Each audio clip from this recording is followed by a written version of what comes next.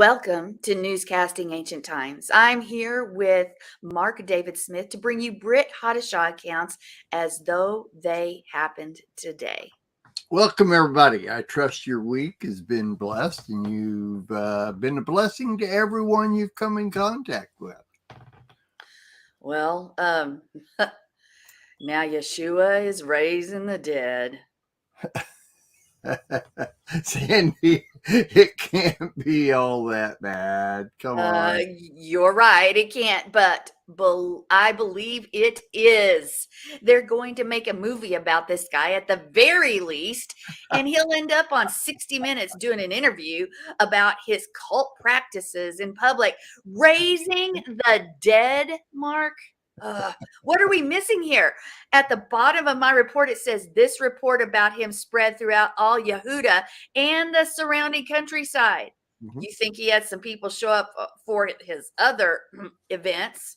Some people won't even describe the massive following and crowds that will show up now as word of his next appearance spreads throughout the land.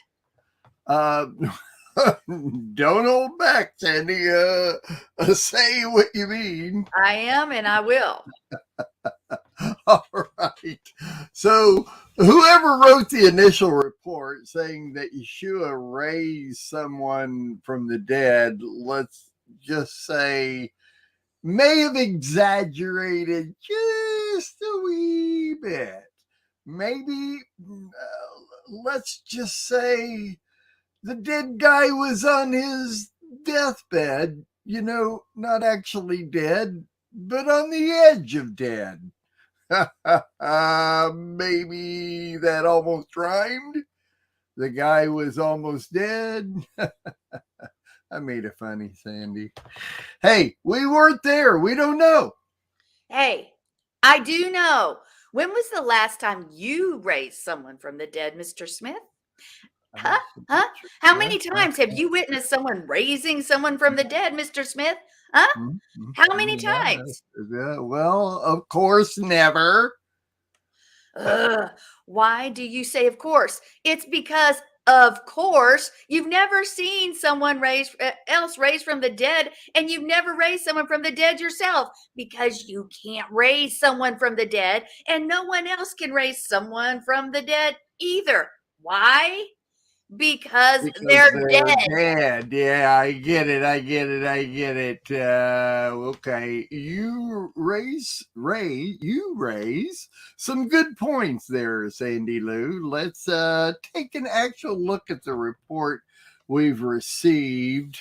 Maybe there's something there that will help us understand just what happened. I know what happened. You know what happened. All God's children know what happened. Nothing. All right. So sorry. Obviously, I should have said it. Shouldn't have said it quite that way. As I said before, let's take a look at the report. Now, what I have is after 3 whole days that Yeshua's Talmudim and hundreds, some even say thousands, spent camping and listening to Yeshua's teaching. Yeshua, his Talmudim, and several hundred followers traveled back to Yeshua's hometown of Nazareth. On their way, as they approached the town gate of a borough called Naim, a dead man was being carried out for burial. His mother was a widow, and this had been her only son. A sizable crowd from the town was walking with her. When Yeshua saw her, he felt compassion for her and said to her, "Don't cry." When Yeshua came close and touched the coffin, the pallbearers halted. Yeshua spoke to the coffin and said, "Young man, I say to you, get up." The dead man sat up and began to speak. The people were all filled with awe and gave glory to God, saying, "A great prophet has appeared among us, and God has come to help his people." I wasn't there. Nor was I. All righty then. There's 2 out of 3 things I believe happened. 2 out of 3 is not bad odds there, Mr. Smith. I love how she calls me Mr. Smith when she's mad. Mr. Smith, first off, I'm not mad. I'm concerned for all these people who just willy-nilly follow anybody and believe anything someone says or does. I'm telling you, there will come a day when all things will be revealed, even false messiahs. And I'm not saying just yet that this guy, Yeshua. I know his name. I'm just saying it's a real good thing I'm not the one that has to judge this guy. This guy. Yeshua. I know his name, Yeshua. I say it every week. This week is not different, even though we already know the answer. So what do you say, Sandy? Is the jury still out? I'm not sure the jury has all the facts yet, Mark. They haven't even started deliberating. All right. Well, thank you all for joining us for another edition of Newscasting Ancient Times. Have a blessed day. Yes. Oh, sorry. Yeah. You have a blessed day too, Sandy. And I'll have You too. And all God's children will have a blessed day. So.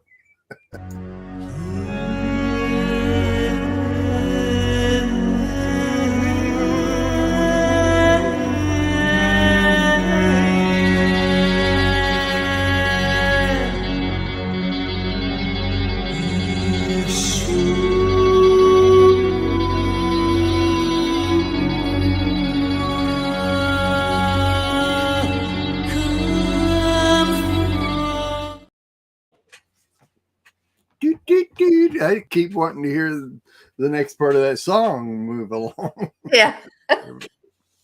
That's fun one there. That was a fun one. I am a person I would not like to be around because I'm so judgmental.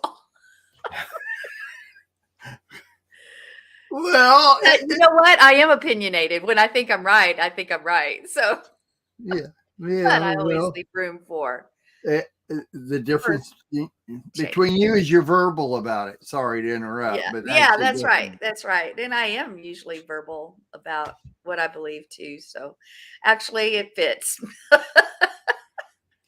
Well, can you imagine living back in those times and there were other false messiahs that had come along, and from the way I understand it anyway, and here you have newscasting people that are supposed to kind of weigh the facts and really kind of see, is this really what is going on? And if you're following week after week after week different things going on, and I know I've sped up the process. I'm sure a lot of there was 3.5 years, as I understand it, that are covered through the Gospels of when he came on the scene until the end. So this would have had to have spread out over a longer period of time. But, for what we're doing, which is a little skewed already anyway. Well, it works. And think about even today, there's false reports of Messiah's miracle. I mean, and then there's real. And there's 2 kingdoms trying to establish themselves, the counterfeit and the real. And woe that we are not deceived. Yah's people aren't deceived by the counterfeit when times come. So, yeah, I mean, it's the story. You're right to push through the weeds and hear and see all the other reports of things happening. I mean, honestly, today's not much different, and it's going to be amped up even more. So that's just what I was thinking is that today's not much different. We get different false messiahs around all the time. They may not say, I am the one and I'm, the world revolves around me and, I'm going to save the world, which Yeshua never said either.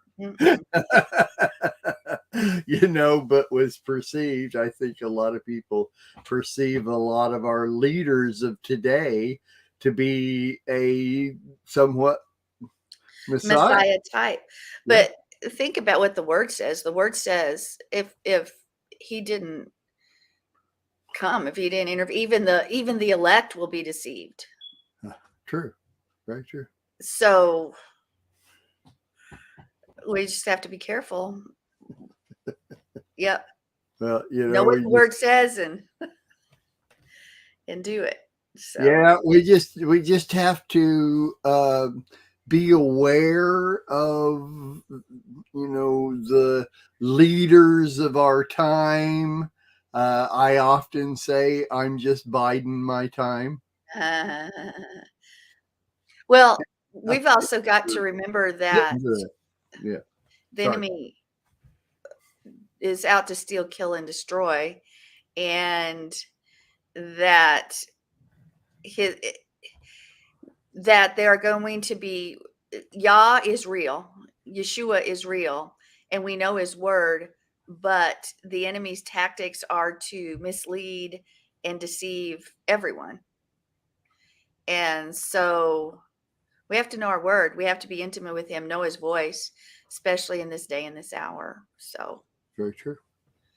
Very, very true. Because I guarantee there are many anti-messiahs that have risen up, and there will be a big that spirit is out there, and they will perform and do things that mimic, that counterfeit what Yeshua did. They won't be the real thing. So I'm confirming the news report right here. I'm being that very person that I am in the news report. So. That's why I like writing it, is because I can play against what I know about you. And what if it was really Sandi back in those days and all this stuff. Yeah, you probably have it pegged. I don't know. We have been talking about pizza for several weeks, just in brief mention. And I have a fact you may not know. About pizza? Although it goes along with the statistics that you've given. About Americans pizza, yeah. consume 350 slices of pizza every second. Who does? Americans. Americans do. Americans consume 350 slices of pizza per second. Yeah. Yeah.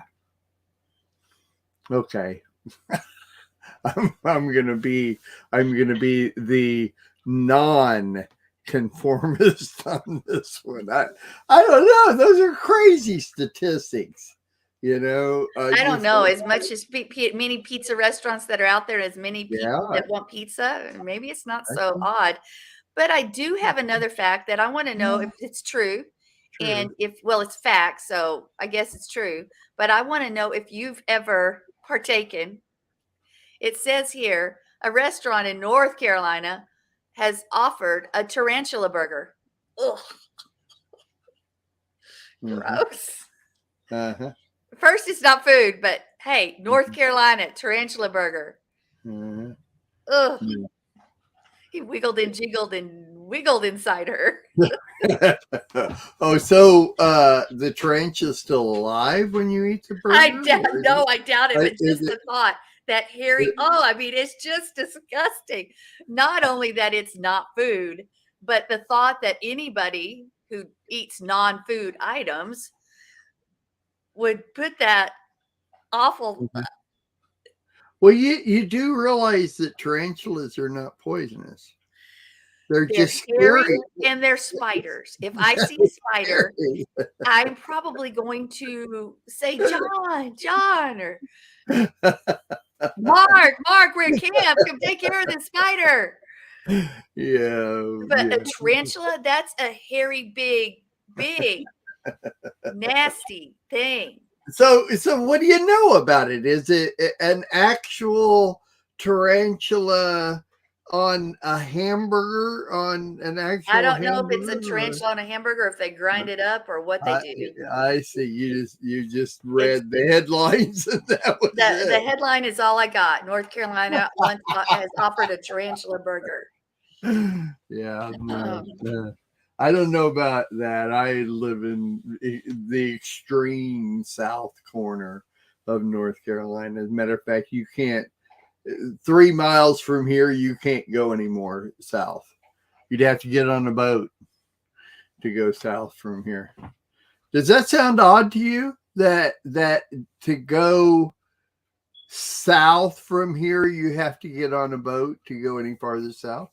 Does that sound odd to you? No, Well, but I wouldn't sure you just think? want to see it in person, like Rolinda and Larry and everybody else. Well, wouldn't you think though? Now picture the So here East you are, Coast. and you're No, going, yeah, here's the East Coast though, right? And I yeah, live on the East Coast. I live 3 miles from the ocean on the East Coast. So wouldn't you think I'd go, if I was going south, I'd just go to South Carolina and just keep going south, rather than if I want to go to the ocean, I would go straight east, and then you'd have to get on a boat to go any farther east. Wouldn't you think that would be what the deal is? yeah, but I'm just picturing you're out there and you're jutting out a little bit, and right below No, you, right under where that's you're at, is water. So that's not the deal at all. As a matter of fact, what happens is the East Coast kind of actually goes up and down east, going south, and then at Wilmington, North Carolina, it actually cuts west and then goes south again. And where I live is, so that means it goes south, west, and then south again. And I live right there above that south line. yeah, So for me to get to the ocean the quickest is just to go south, and I'm at the ocean. You see, so yeah, if that's I what I want to go pictured. any farther south, then have to get a boat and go. And it's kind of odd to tell people that, but it's true. I I think don't it's go east. so Yeah. cool. Yeah, yeah, it's a little bit, it's nice right now. It's like 68 right now, and it's cool where you're at. Well, but it's getting hot. Like yesterday was 87 in the day. Whee! Yeah, but the problem is when you're getting down in the 40s at night, you can't plant your peppers and your tomatoes and things yet. Yeah, But yet yeah. it's getting super hot during the day, so I'm sort of in a quandary Uh-huh. because I have all these things that I've grown from seed and some that I purchased that are ready to go in the garden. And I was getting 50s last week, so I was about ready. And then this week it's all 40s in the evening, so Yeah. at night. So I know that's a gardening thing, but it is a deep frustration for me. Not to anyway. Yeah. Well, you need to get John to get you one of those cubes that I was talking about earlier, and during the year you could catch all that rainwater in there and then use it. As a matter of fact, I could get John, and I could help John when I come there for Sukkot. Is we could actually secure that cube up on the roof so that it catches your rainwater all throughout the year, and then it would be on the back part of the roof of your house where your garden's in your back there, and then we could just make a drain that comes out and you could water your garden with all that rainwater. That would be really cool. That would be really Not cool. Having a water system in there would be cool, but right now it's me and a hose. Me and a hose. Yeah, well, John and we could set a cube on top of your house. I want to tell We you a could do secret. It would probably be mostly you. it. And then No, John would stand there and help and be your gopher. no, But no. I would let John use all the tools, and I would supervise. Be you and John.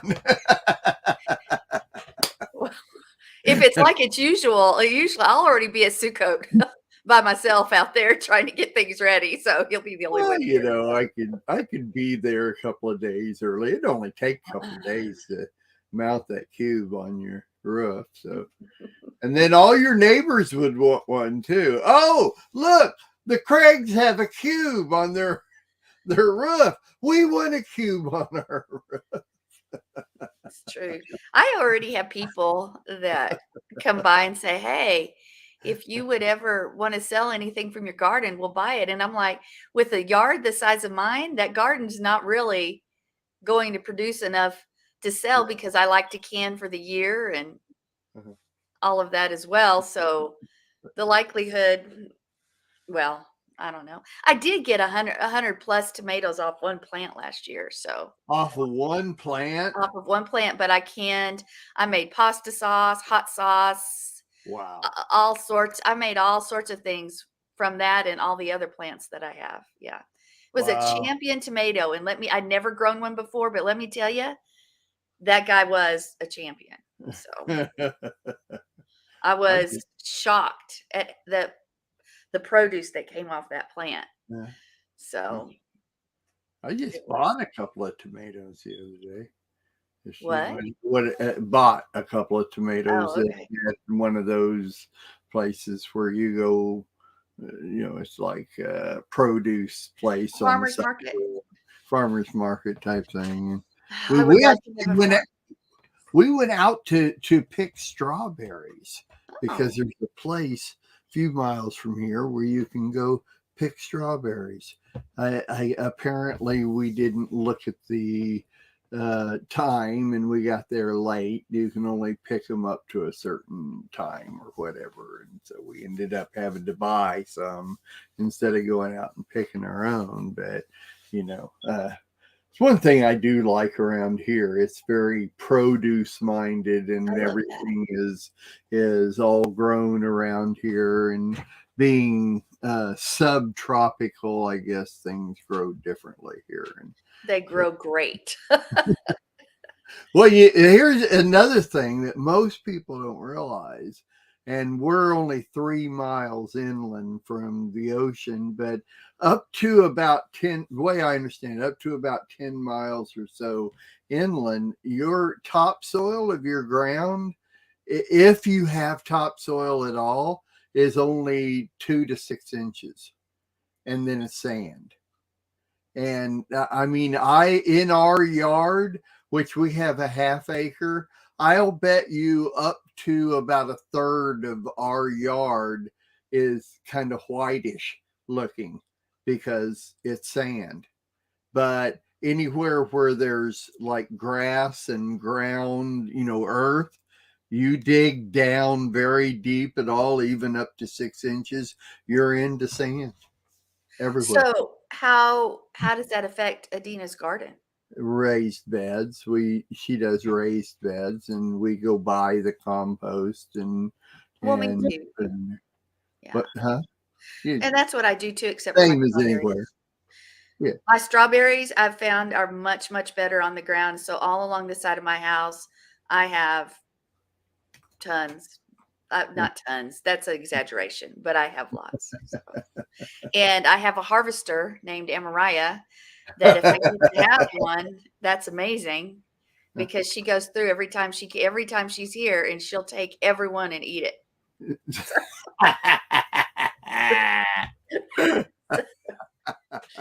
you know, I okay. I want to make a joke out of that.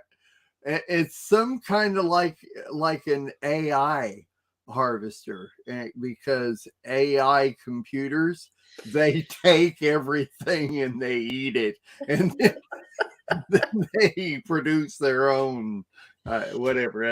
I don't know. I've been looking or seeing things about AI lately, and it kind of immediately went into my head. That's true. That's true.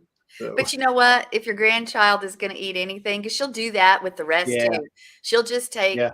the broccoli off the stalk, the cucumber off the vine, everything. She just eats it right there Mhm. when she's out there. So there's nothing better for her body than that stuff. There you go. That's what I was thinking too. It's good. And she'll only eat so much, so the rest is yours. On strawberries, I've not seen that. I've just seen her uh, eat everything. oh yeah, okay. Well, there you go. So It's anyway, okay, Grandma. You can grow more. yeah. Well, I have been known a few times to sort of hide a few from her. So John and I can have a few. Yeah, I have done that. Yes. Good. All right. Well, though, I don't know about you. I'm sure you've been really busy, but I don't do a lot of physical labor every day. And I put up our guttering system yesterday. It's the first time ever in my whole life I put guttering up, and it up and down off of a ladder constantly. I mean, probably several hundred times, up and down, and working a section. And then you have to move over to this section, and then you have to move back to that section, and up and down off these ladders. And of course, with my feet, which are better than they used to be, it's when those rungs are only like that wide, and you have to get the soft part of your foot in those rungs as you're going up. And I'm gonna tell you, I'm tired because it was a lot of physical labor that I don't do a lot of anymore. But man, my feet are like pulp today, and I just barely able to get around. But anyway, well, I would think your other muscles would be crying out a little bit too. They are. And I also, our garden, I built a cage around a PVC cage with bird netting around it. Well, here's one thing we didn't figure for. When you have like 50 pine trees within a half acre of land, those pine trees put out a lot of pine needles.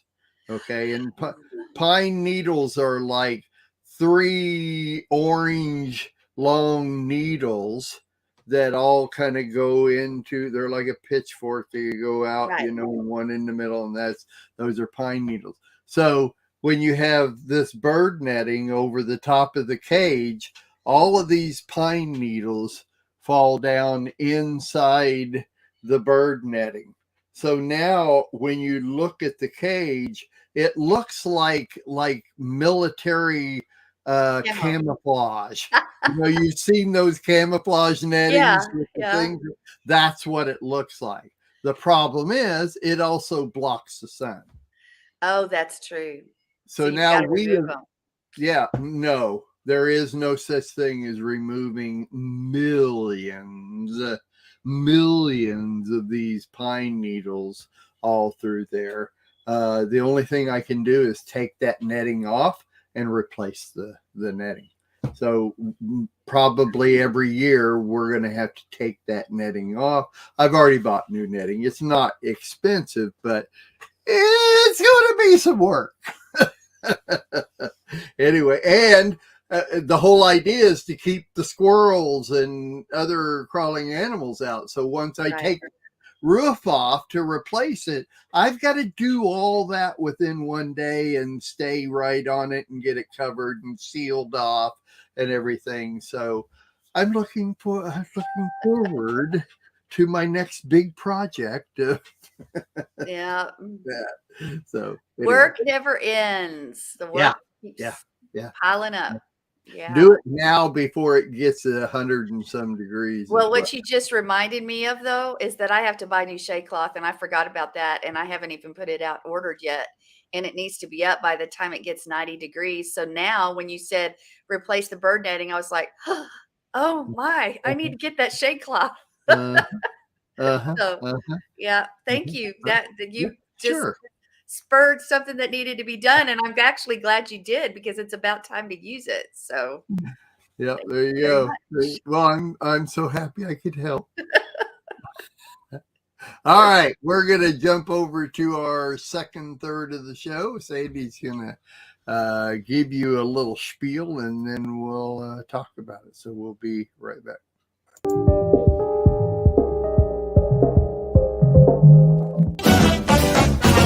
We'll be dancing in the streets,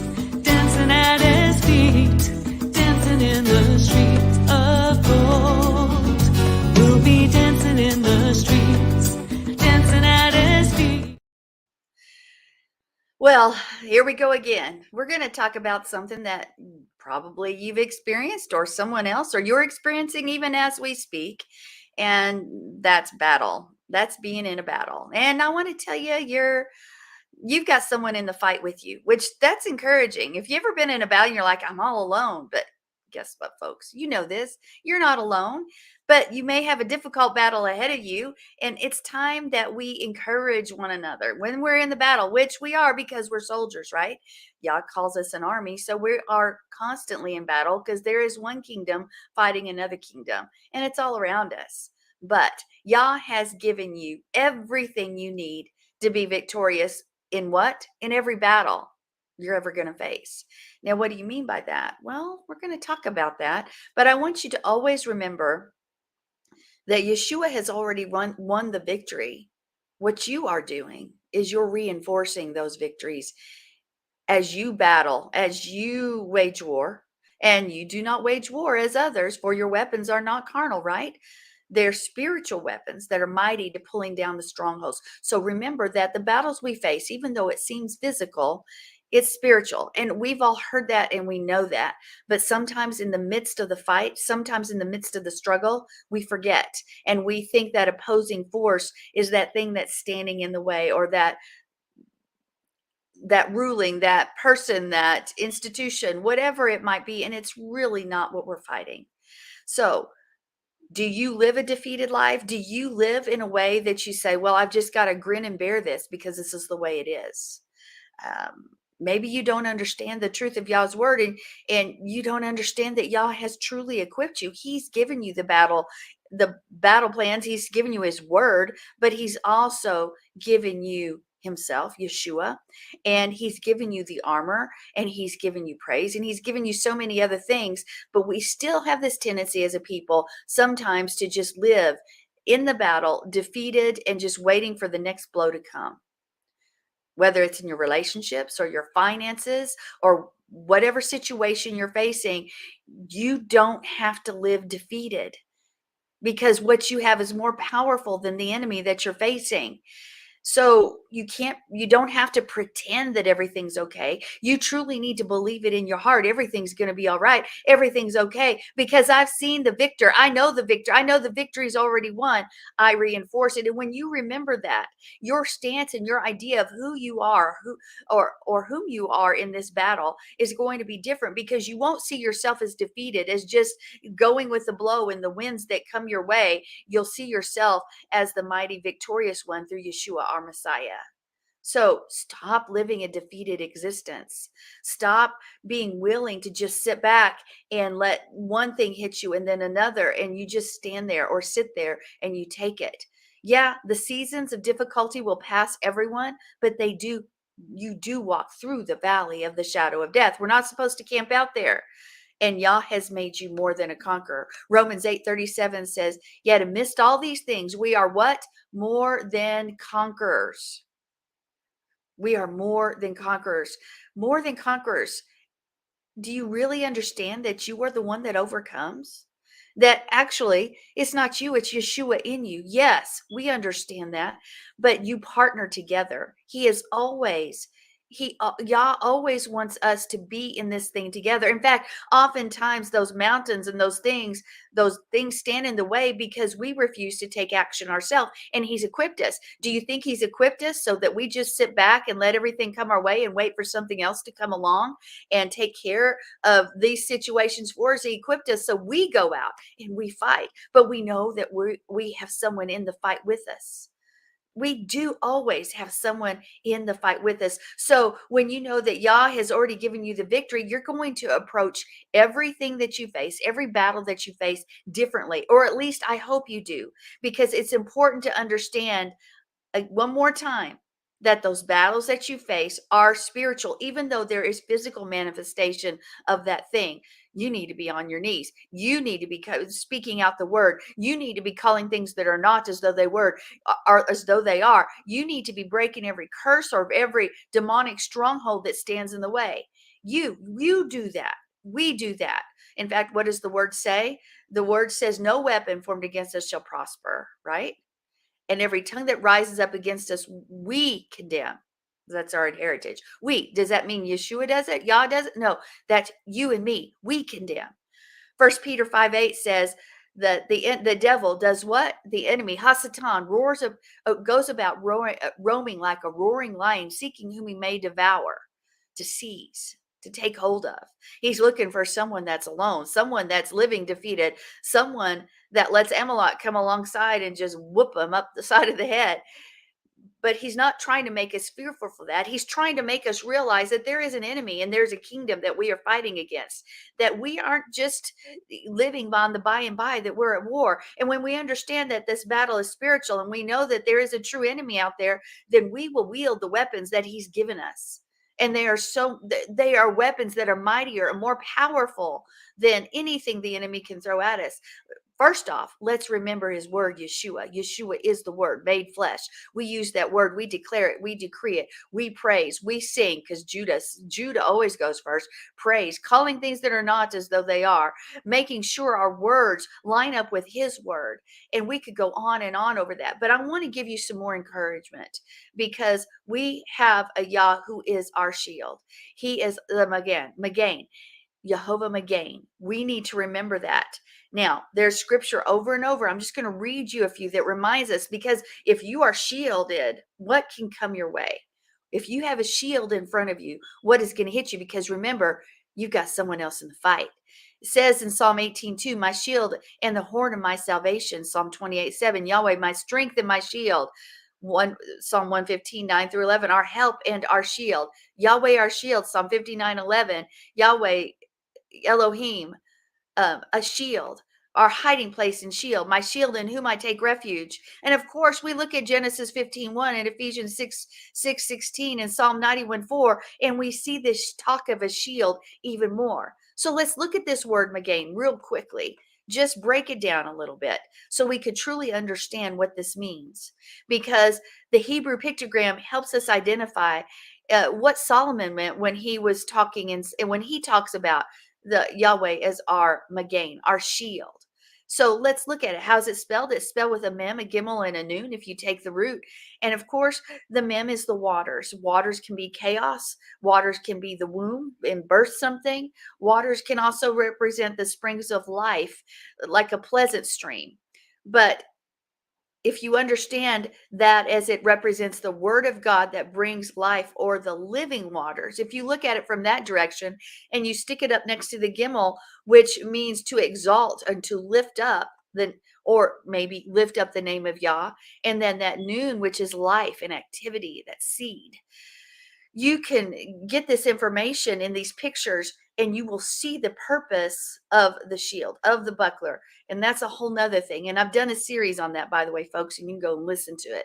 They show us that the strength and the power of the shield comes from lifting up what? What do we lift up?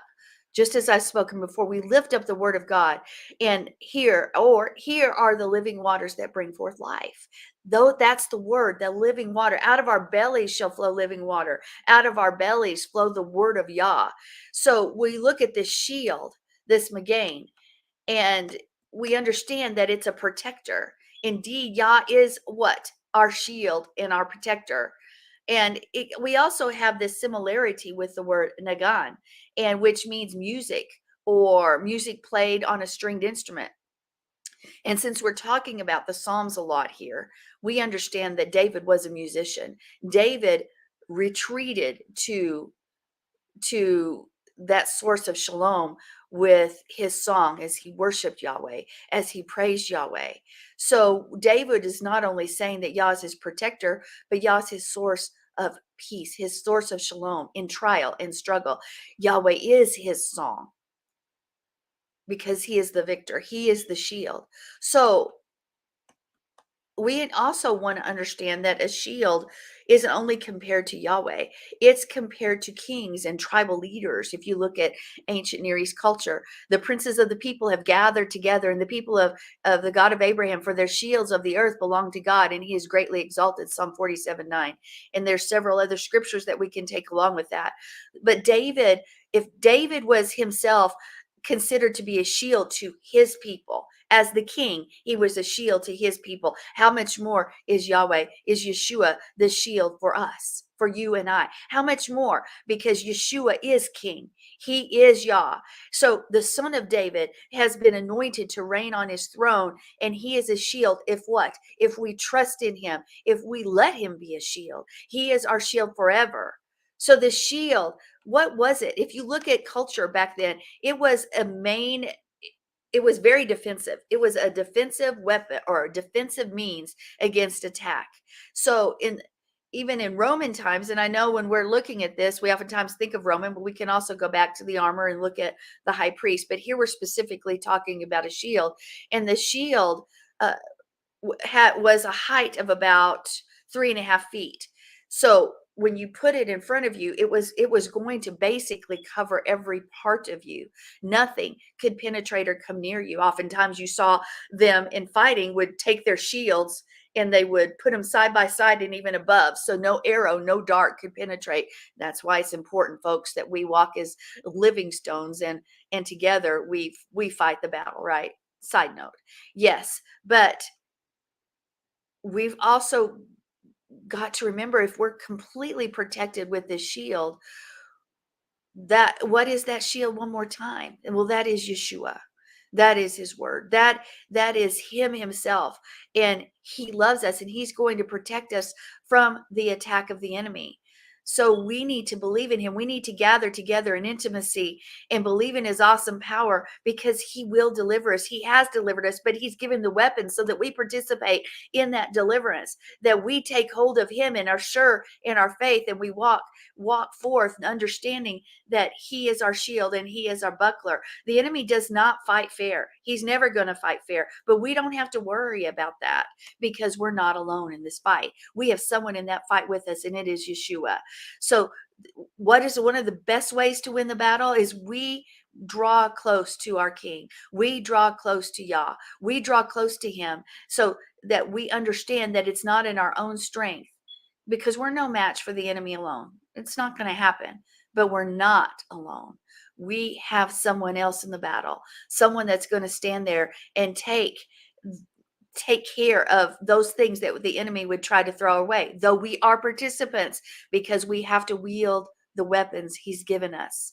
So whether it's a troubled relationship, sickness, disease, finances, fear, something disappointing, a setback, people themselves, how oftentimes do people just fight us? But it's not that person that we're fighting against. It's a spiritual battle. We all understand and know that. We don't have a choice whether we're fighting the battles, but we do have a choice to walk defeated and let everything come, or stand up and say, no, greater is he who is in me than he who is in this world. I am more than a conqueror through Yeshua, my Messiah. I have the weapons. He's given me the weapons to take care of this thing, this mountain, this battle. And it's time we as a people remember that and start walking it out, declaring it, praising him, and live victoriously. Does that mean that we might not get knocked down here or there? No, but we win. Yeshua wins, and he's going to take those blows for us. We can see it over and over and over in the word, again and again. He is our source of strength, and he is the one we trust in. So, word of encouragement: stop living defeated. Stop thinking with this defeated mindset. Take up the armor of Yah. Use that shield and buckler. Use the word. Use him, remembering that he goes before us and makes a way where there seems to be no way. Call things that are not as though they were. Watch the words that you say, because they can bring forth defeat. Watch those that you surround yourself with, because they can give you a defeatist mentality. Gather with like mind and like kind, declaring his word, giving him praise that it's done, whatever it may be. And know that you know that you know he's got a plan and a purpose, and he's already won. Come back on in, Mark. True that. Yeah. That's all I got to say. No, it's not. No, I have an entire page of notes here. victory. Yeah. Well, you got to go through a battle to have victory. You can't just enter into a battle, into daily life with victory, or can you? If the battle's already won, isn't that a victory already before you ever start? And if we will, and in my notes, I have back and forth. I have life and battles back and forth. One is life with battles in parentheses, and then some places it's battles with life in parentheses, because it's not that we get up in the morning. I thought about this actually even before you said this. As a matter of fact, I thought of it when I got up this morning. It's really interesting is that we don't swing ourselves out of bed and put our sit there on the edge of the bed and enter into a battle. You know, we wake up ready to go, or do we wake up with an idea that I'm going to have to battle things today? You know, I mean, there's all kinds of things that are brought in to, let's just say today, from yesterday. Every day we get up with yesterday still. I mean, if you could see a graph, you could kind of see that this issue kind of boils over to Bleeds here. over.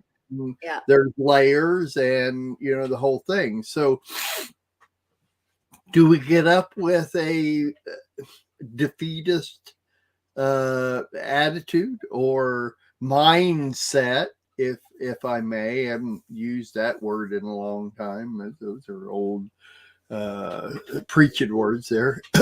Do we have that mindset already, or do we have a mindset of, you know, I'm just thrilled that Yeshua is my life, and in parentheses, he's my battle.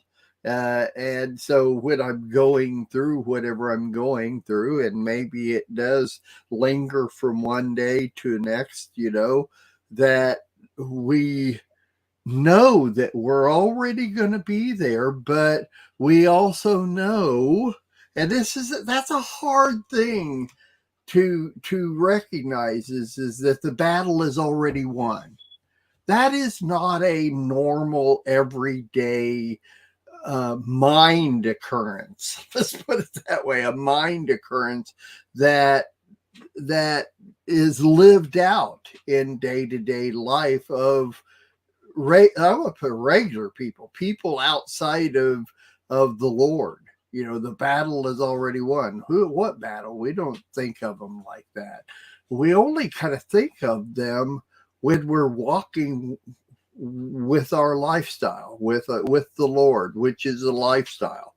That's the big deal to me, is that me walking with the Lord is a lifestyle. So within that lifestyle, then we also take on what the Lord is offering, and that offering being, we take on that, we take it. That's another thing you said. We take it when we enter into the covenant that we take on when we become saved. Okay, I kind of hate that generic word. I became saved. You know, we take on, when we enter into that covenant with the Lord, we decide that we're going to do this. That life is what we take on.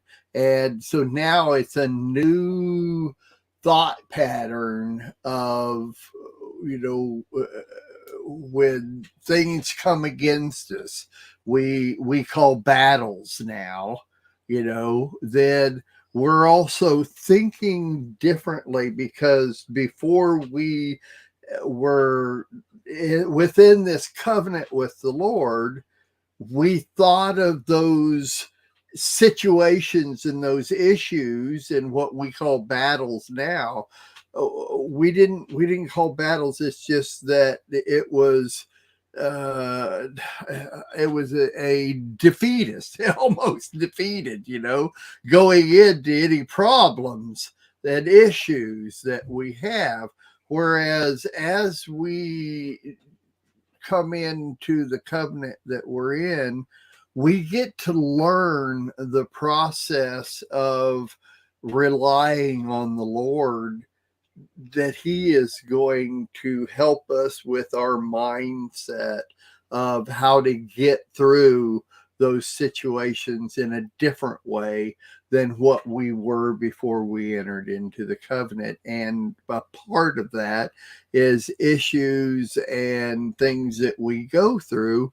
Those could be battles that we have to visualize in our senses, that we're going to get through that.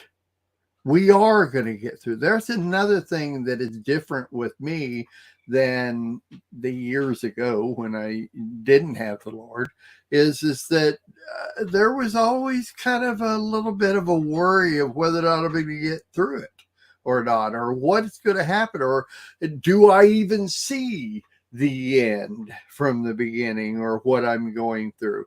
Now, going through different situations, I can see the end from any part of the issue I'm going through. I can see that end because I know there'll be an end. And I know that things will be okay and life will go on with the Lord. And that is because I've taken on that lifestyle that the Lord lays out in his word. And all those things in his word help me to understand that I can live my day-to-day life with him, and he is going to get me through that. And a lot of that is my own ability to recognize that. Because if I don't recognize that, I'm still just living the way I was living before I was, in covenant with him.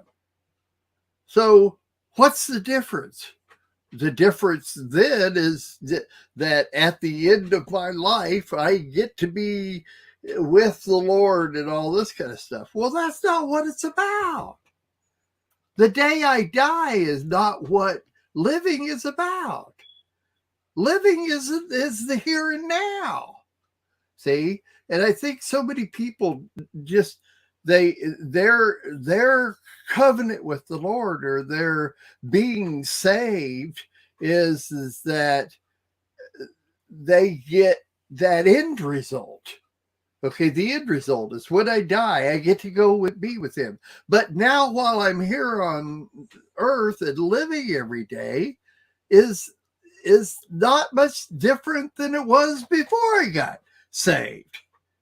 Am I right? You're right. So what you're talking about here, of living a defeated life or a victorious life, is recognizing that. Recognize, yeah, it is all up here.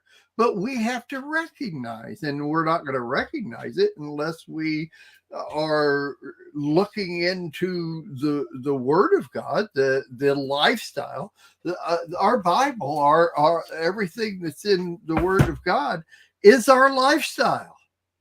It is how we live. It's how we're going to go through those battles. It's how, and if you're not reading that, if you're not studying that, you don't have to actually study it out. Not everybody has the ability to study things out, but at least you've got to feed on it.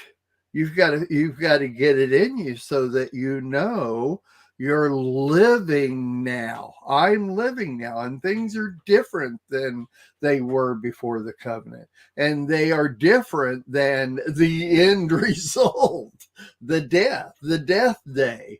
The death day, it comes up in oh yeah, that's right, I got saved, so when I die, yay, I get to go be with God. But everything before that day was the same as it was before you went into covenant. So that's what I'm saying. That is, and now see, I've got all these notes, but they totally went a different way. One of the things you talked about was fighting fair.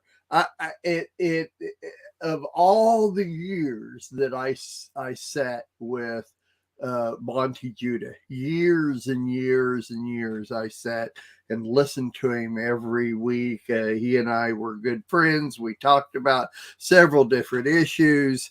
One, and I remember all these different things that he talked about. My life is made up of things that I learned from Monty in developing the lifestyle that I now live.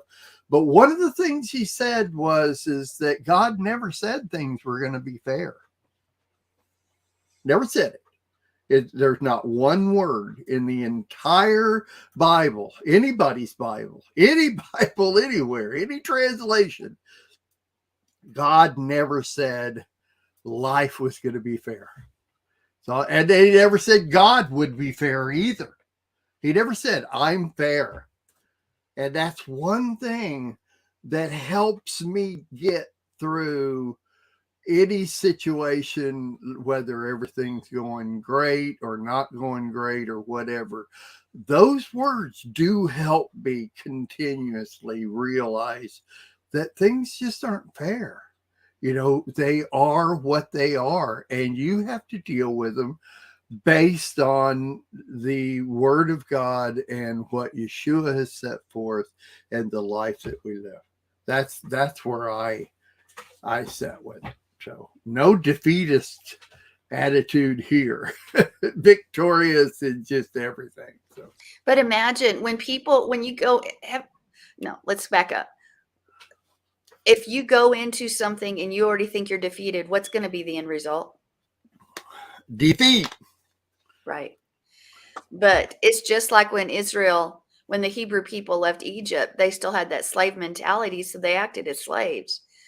Well, we still have this attitude that we say Yah's great and he's amazing and he's wonderful, but we think our actions show that we think the enemy's stronger. True. Because we live in defeat. Right. So we gotta actions need to line up with what we say we believe. Right. We do. We have to live out his word. It's a lifestyle. Literally. And it's a learned process, and you learn it. And the more you use your weapon, the easier it is, and the more quickly you'll recognize a battle when it's on its way. You'll recognize an attack. You'll know your enemy, so you'll know his ways, and you will take care of it immediately instead of walking around that way for a while. So yeah, I'm with you. I have, from way back when, we've been living this lifestyle for a long time. You and I both, your family and ours, and everything. And it's kind of like I used to hear, and it kind of still do every once in a while, somebody will say the Messianic movement. And that word movement never sat right with me. So I looked it up, and that word actually means a temporary thing. You move through it. You move through it, and then you're out of it. You go into it, you go through it, and you're out of it. It's a movement. It's a temporary thing in the middle. I don't live, my Messianic walk is not temporary. It's a lifestyle. I can't say the word movement. My thing is a lifestyle. All right. Okay, we're done with that one. Good with Sandy, as always. All right, let's go on to our next third, if I can find it here. We'll be dancing in the streets, dancing at his feet, dancing in the streets of gold. We'll be dancing in the streets, dancing at his feet.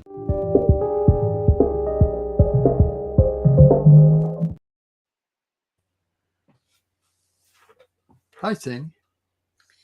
Hey, We never talked about what we were going to do in the third. well, It's up to you. Whatever you want to do. what would you like to do? I don't There's a know. lot of things we haven't done. We haven't done a movie moment. We haven't done a stump mark. We haven't done. Um, Stump Mark usually for when we have guests. yeah, when we have people. Watched any good movies lately? Well, I think we were going to talk about that one we never did. What? Jesus Revolution? Yeah, we never talked about that. Never talked about that? Never. We never. I said, let's do a movie moment on it, and we never did it. We never did it. Okay, so what'd you think of it? I thought it was good. Yeah, it's great. Did you live through that? I was born in 1966. So was I alive during that? Yeah. Did I live was more during the 70s, so you were just a little kid. But I was, and I remember, I think I've said this before, but there were remnants of that still around when I was at the National Jewish Hospital for 6 months in Denver. And Yah saved my life through that place. But there was a group of the Jesus Revolution that came through the hospital there. And the hospital was set up because most of us stay there for 3 months to a year because they're really sick kids. I was 14. They're really sick kids on the verge of death. And so we were there for lengthy periods of time. And so doctors wore cut off jeans, and it was set up like a dorm, boys on one side, girls on the other. And there was an hierarchy, and I worked my way up till I was lead girl. And wow. it was like, and you went to school there. And so the atmosphere was cool, but you were also very sick, and you were getting better. But I remember there's an old theater there because you had recreational therapists, you had physical therapists, you had all sorts of things because most of the kids had never done much in their life. And there was a group of those, and I just thought, oh, those are hippies. And they called it Jesus something. It was a remnant of all of that. And they came and visited and talked to all the kids, and that was 1980. So it's still, even though it's mostly died down, there were still remnants of that still around. And it was very vivid. I was like, well, I already know about Jesus and all that stuff, but I still appreciated that they came because not all kids were like me and stuff like that. So I remember it. But I think the things that get us the most, our theology might not completely agree with Calvary Chapel. I do love what they did. I mean, I believe in spirit-filled, all that other stuff. Calvary doesn't. But it's a shame that we push people away if they don't look like us, if they're not completely cleaned up by the time they get to our doors. I remember we had a man, this is when we were still Sunday. We were still studying Hebrew. We were still doing all that. We didn't do all of the pagan holidays. We did feast. We did that a little differently, but we still did them. And a man, and he was drunk. And he walked through I saw him walking by, and he walked through the door, and I immediately went over to him. He's a big guy. And I began to talk with him and told him he's welcome to have a seat, et cetera, et cetera. He said he just came from the church down the street, and they told him to get out because he was drunk, et cetera, et cetera. And that man stayed in our congregation. He became a truck driver and married and all of that stuff because we didn't push him away. I remember another time when we were pastoring in a church, not the senior pastors, but there was a young man. He had black fingernail polish. He had tattoos and piercings and stuff, but he was on fire for God. And we were having this special event where I always put together different congregations, and different parts of the worship team, et cetera, et cetera. And I used him. He played the bass. And the pastor came up to me afterwards, pulled me aside, was very angry. And he says, we do not allow people that look like that on our stage, et cetera, et cetera, et cetera. So this thing about judging people and acting like that is very real, and it's very real in congregations. Even I think in our own Hebrew roots understanding, sometimes we push people away because we want to throw everything at them and tell them how wrong they are when they walk through the door. And we are guilty of not loving our brother. We as a people, I'm talking in general, we as a people who say we love Yeshua or Jesus are guilty of wanting everything tied up in a pretty bow and rejecting those who are reaching out. They may be lost, but they're looking for something, and we have the answer. So in my opinion, doesn't matter what you look like, how you what the package looks like, what your past was, come and drink and come and eat. And that has always been our attitude. But it breaks my heart to think how many people out there we're rejecting as a people even now because they're not quite like us, or they don't quite get it. They're still celebrating Christmas and doing this, and so we push them aside or don't include, et cetera, when in reality they're longing for something, and they're longing, and we have the answer. Are we acting like Yeshua? No. And again, I'm talking in general. And so that movie is should be very convicting, especially to any leader, whether it's a Christian leader, whether it's a Messianic Hebrew roots leader, anyone else. It should be very convicting, because there is something that will open arms wide to those that have been rejected, and the enemy will, and he'll use them. And so I think that movie, it should be, even though it's past, we have a tendency to repeat ourselves. We should all feel as leaders very sober and take a check. Have I fallen to this side? Is there any way where I may have rejected someone that y'all sent my direction? Because they smell bad, or because of this, or because of that. Because I know there's deeper meaning to this. I've taught it. But did we feed them when they were hungry, or give them water when they were thirsty? That is our job.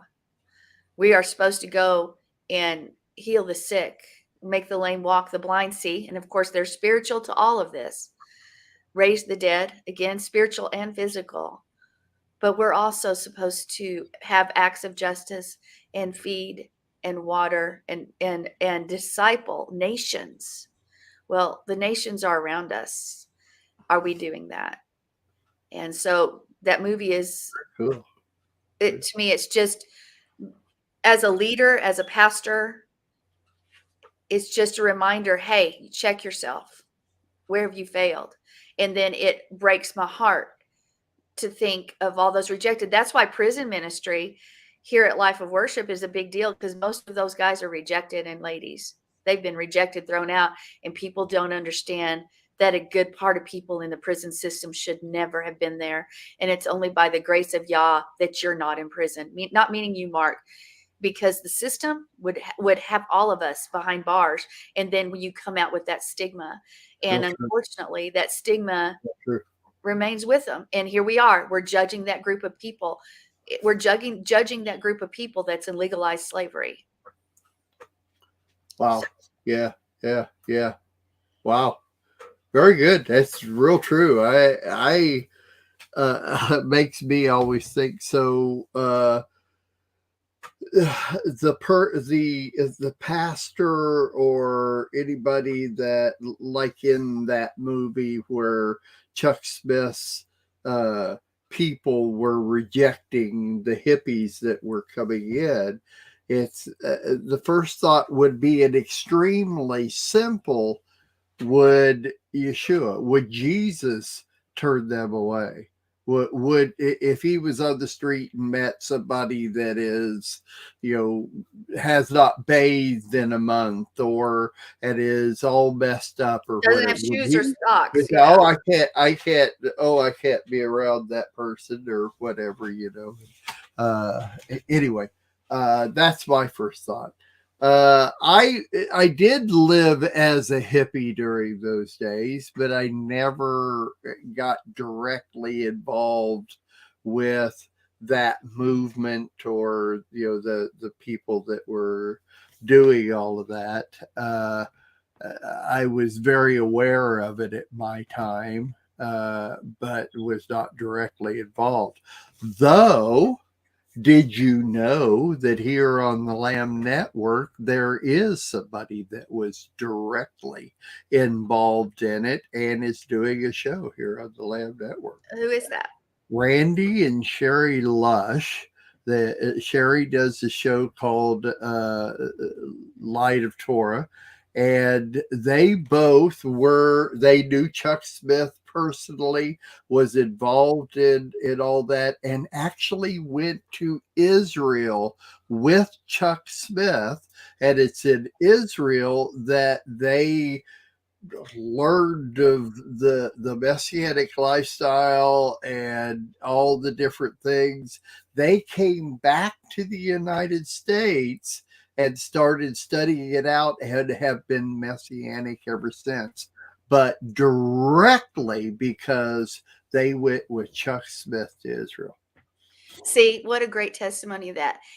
Something you just said, Israel, it just spurred something in me. There was a reason, not only for disobedience, but Yah had to disperse the nations because the Israel was not being a light to the nations. And I think now, as our brother Yehuda, what are they doing when their brother comes in and wants to know and wants to learn and wants to be a part? Many of them reject that thing, reject the brother, reject the idea that they could even be part of Yeshua or Judaism, but we're not. I'm not saying we're brothers, but they reject their brother. And that is one of the reasons that Ephraim has had to go out, and Ephraim has been the one that has opened arms. That's and good. so because Judah didn't and doesn't in general. I mean, things are starting to change. There are things opening up, but in general, that's been the truth. And now you go back and you take that movie and you take the life, and was there error in? We all are fallible. We all come from something, Right. And we make mistakes. And every leader, every believer can let it go to their head. Every one of us, if we don't check ourselves. Right. In fact, we all have made mistakes as leaders, as believers. I've made them. And you know what? I'm one that'd go up there and say, "Man, I'm so sorry. I'm fallible.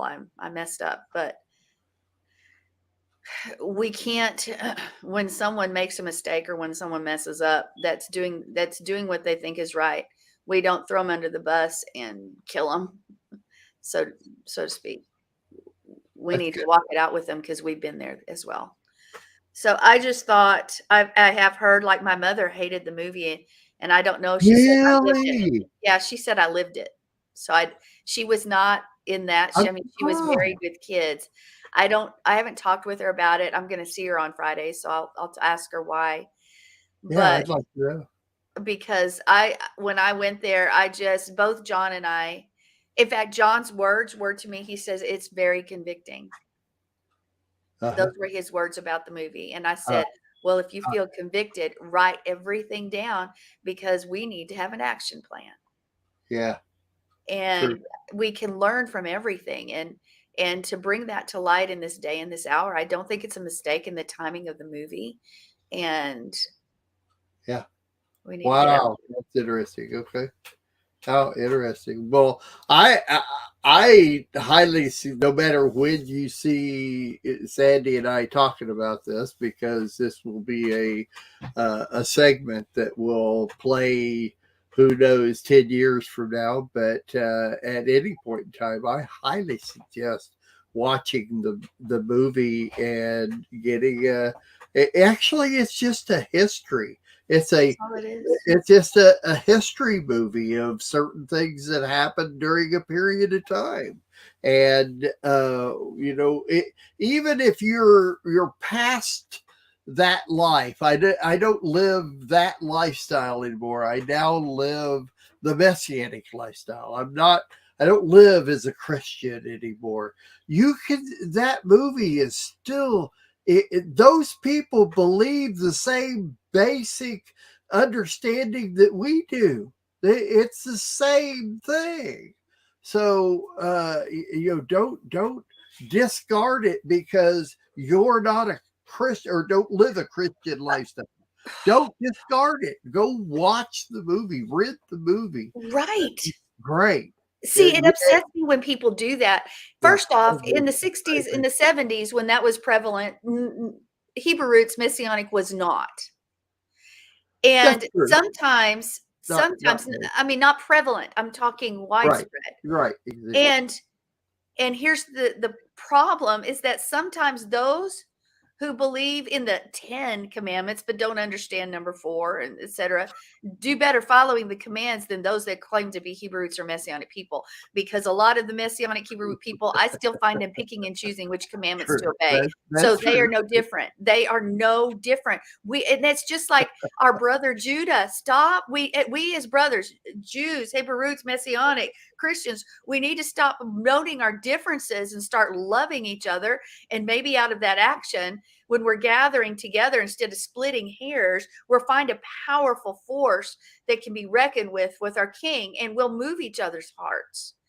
And instead of nitpicking, well, that's a Christian movie, I can't go see it. Oh, well, that's Hebrew, that's a cult because it's Messianic, or, I'm not under the law. We can go, or they're not Jewish, quote unquote, from Judah or whatever. They don't have the line they can prove. We've got to stop that and stop. I agree.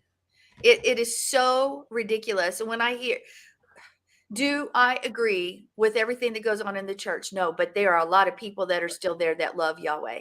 Uh-huh. And there are people that play the game, but guess what? I want to tell you a secret.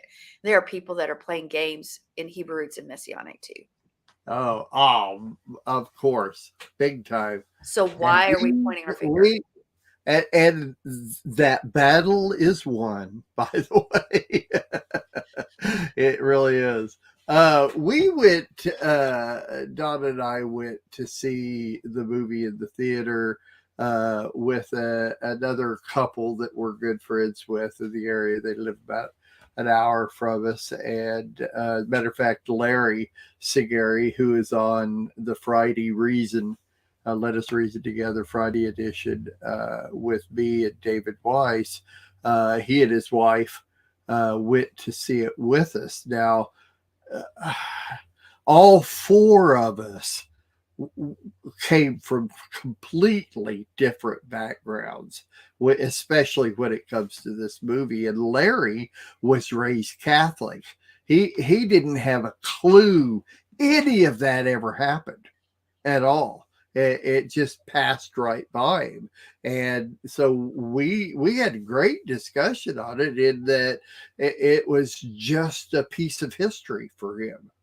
See, because he didn't know anything about it. He didn't know how to take it. He didn't know how to look at it. I am who I am. I was raised Catholic, a good Catholic boy, and did what I lived life until I realized, who I really am. And now they're Messianic and the whole thing.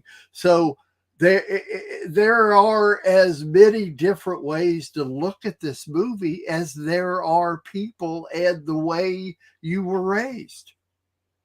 See? And so everybody's going to look at this one differently. It's definitely different than watching a horror movie. Well, it's why would anyone do that? That's against y'all's word. Well, because you go watch a horror movie, you want to see a horror movie. That's the only mindset you're in when you go watch a horror movie. Is all I know is if you're going to go watch a horror movie, you need to do a spiritual check. I was just making a point, Sandy. I know, but I get, you know why I just reacted like that? Because I hear about people that believe like us doing that. And the word is very clear. He abhors. Abhor is what he says in Deuteronomy. Abhors. That's profane. So that kind of thing. So anyway, there you go. If you want to go see the movie, it's worth every bit of it, and whether you like it or don't like it, at least think about it when you go through it. Like all the stuff Sandy said about being the way we treat our brothers. There's a whole lot more to this movie than just a slice of history and the Jesus movie.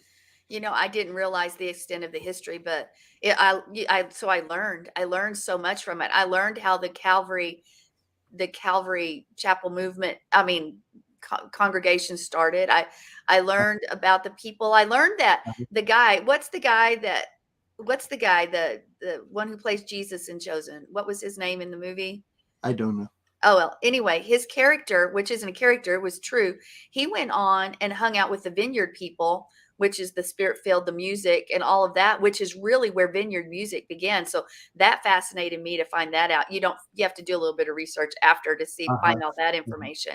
But Vineyard is really big on where worship really became popular in those chorus songs that we all sang. And then it developed into the praise and worship that we have today, whichever side you go on. So, but there's another movie coming out and I'm going to go see it. And I've heard that when people, it's actually, I may have missed it.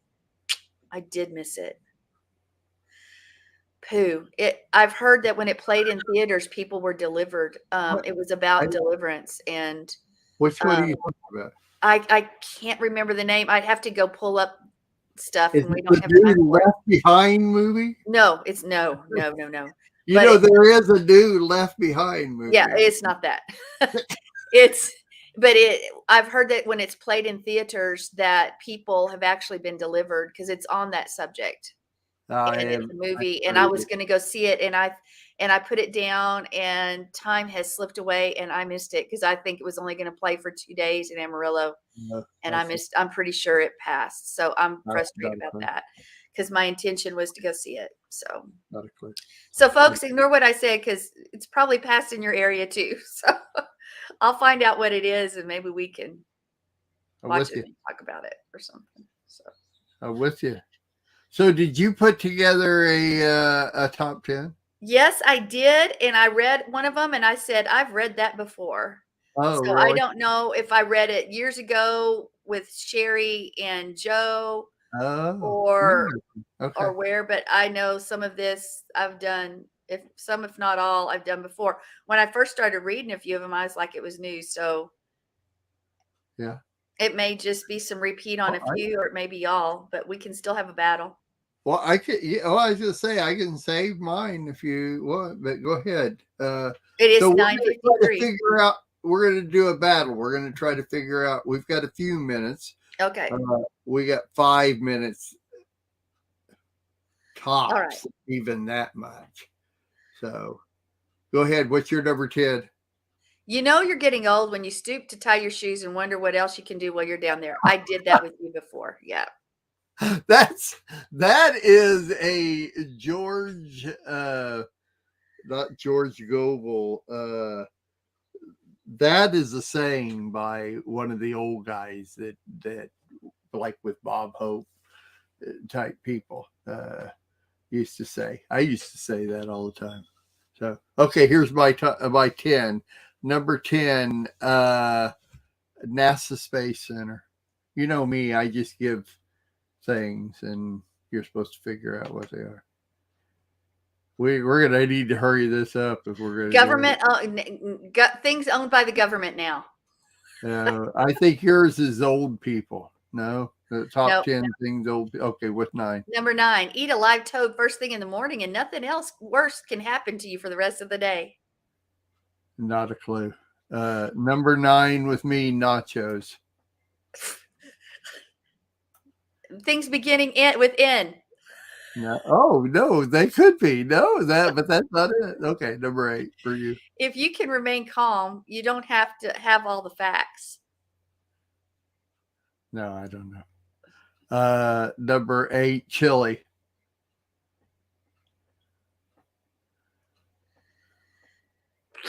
I don't know. Okay. Chili, nachos, and NASA. Yeah, you're number 7. So the more you complain, the longer God lets you live. No, I don't know. Number 7, bluebonnet flowers.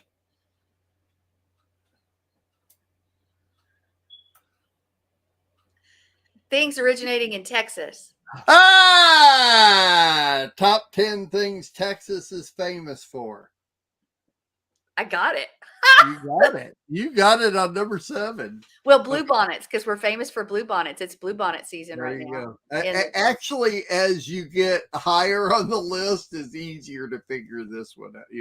The Texas one out. So that was specifically. Well, I still want to hear the rest of them. I'll give you number 6. Middle age is when you choose cereal for the fiber, not the toy.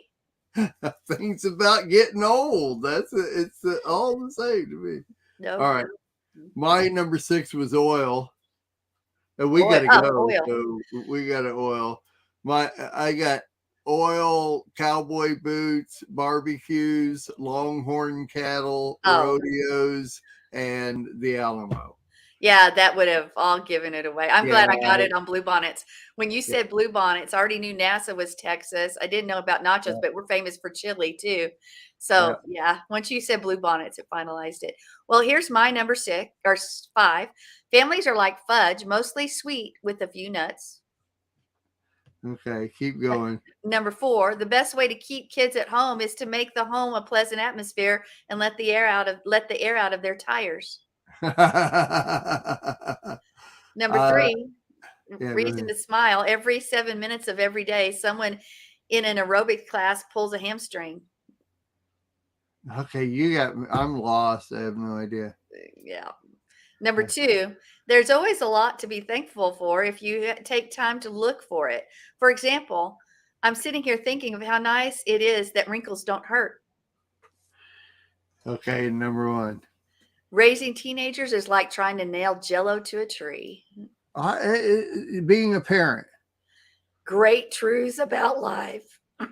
Great truths about life in general. Yeah, that's the 10 great truths about life. General. It's very general. Very general. It would have been almost impossible. I love it. To get that one. Right. Okay. All right. Well, thanks everybody for joining us. We got to go as usual. We run it right up to the last second here. So Sandy's going to pray. And remember, you can watch this show for the next week in our on-demand section. And if you got any prayers, submit them. And Sandy, you got it. Pray us out of here and I'll play our outro. All right, Father, we come before you right now and we thank you for laughter. We thank you that it's good medicine. We thank you for this network and we thank you for what you're doing in our lives and that you're in the fight with us, that we're not alone in the battlefield. Let us always remember that and let us reinforce what you've given us. For we know that the battle is not physical but spiritual. Father, we claim victory. Let no weapon formed against us as your people prosper and every tongue that's risen up against us be condemned. Father, go before us and make a way. We give it all to you and we stand in victory in Yeshua's name. Amen.